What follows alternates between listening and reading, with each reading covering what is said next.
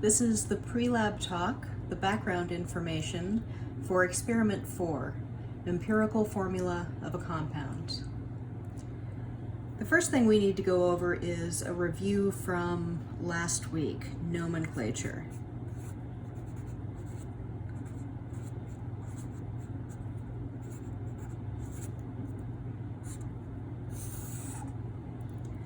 Right, so the only thing we really need to remember from that right now, well, we need to remember all of it, but what's applicable to this lab today is balancing charges. So we're going to remember that cations, which are the positive ions and anions, the negative ions, and remember the positive ones are metals and the negative ones are nonmetals. So those charges balance in a compound.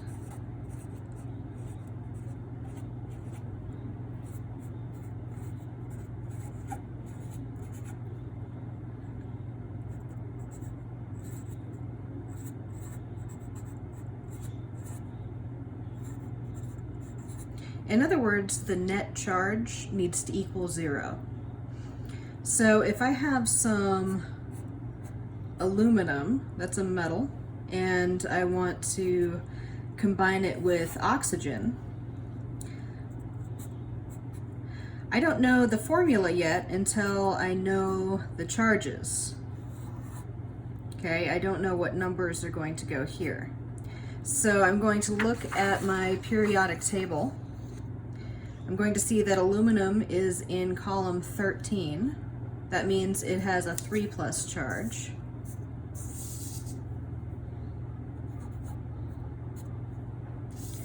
And oxygen is in column 16 here, giving them a 2- charge.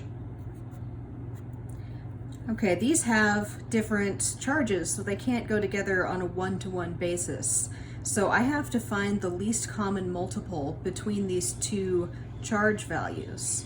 And so for 2 and 3, that would be 6.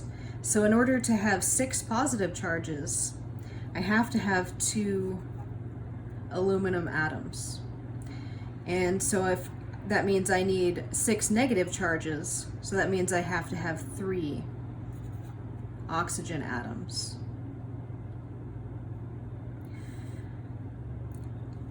Now on to the new things that we're going to go over today. Moles.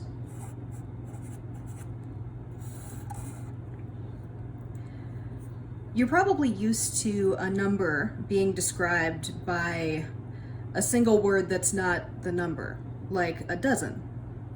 So 1 dozen, you've probably purchased a dozen eggs or a dozen donuts before. 1 dozen equals 12 items. Any item.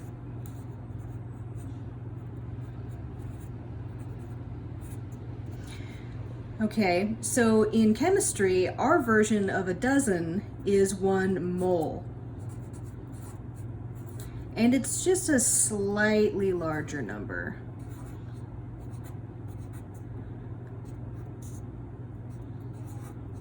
.022 times 10 to the 23rd. And remember, that's any items. So in chemistry, the items that we're going to deal with are going to be particles.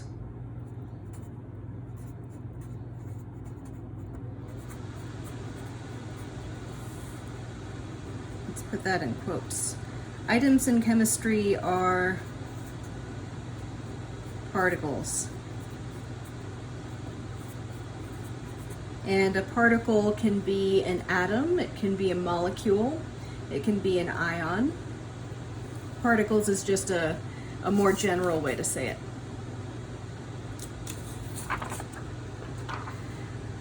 So next up is formula mass.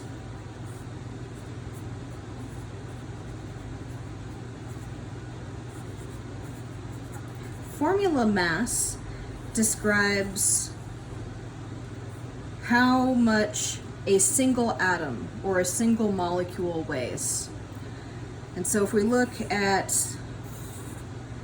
one element from the periodic table, let's do carbon. We have 12.01 here, and that is the formula mass.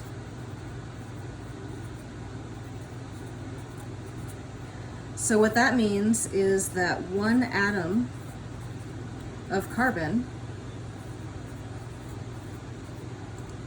equals 12.01 AMUs. And AMU stands for atomic mass units. So single atom of carbon. Unfortunately, the atomic mass unit is so small. Remember, that's only one atom. It's so small it's not measurable.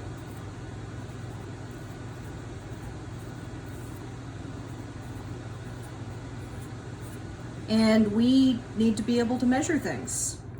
So that gets us into the molar mass.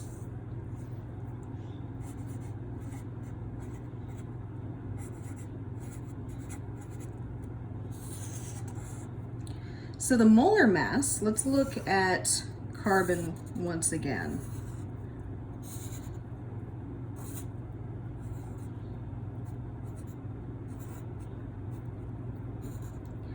So this number is also the molar mass, just using a different unit.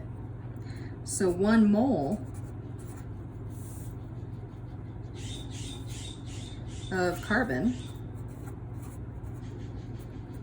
equals 12.01 grams. And that is measurable.